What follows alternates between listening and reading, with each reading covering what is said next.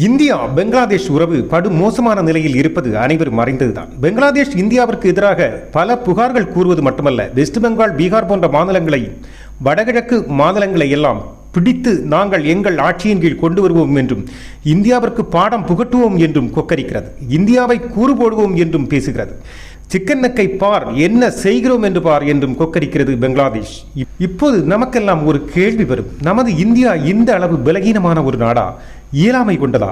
இந்தியாவின் ஒரு மாநிலத்தின் அளவு கூட இல்லாத ஒரு சிறு குறு நாடுகள் எல்லாம் இந்த ஒரு நாடு என்ற பெயரில் கொக்கரிப்பது எப்படி? இந்தியாவிற்கு முன்னால் எந்த வகையிலும் திராணி இல்லாத நாடுகள் கூட ஏன் இந்தியாவிற்கு எதிராக இப்போதெல்லாம் அடிக்கடி முடிவெடுக்கிறது, செயல்படுகிறது? ஏன் செயல்பட துணிகிறது?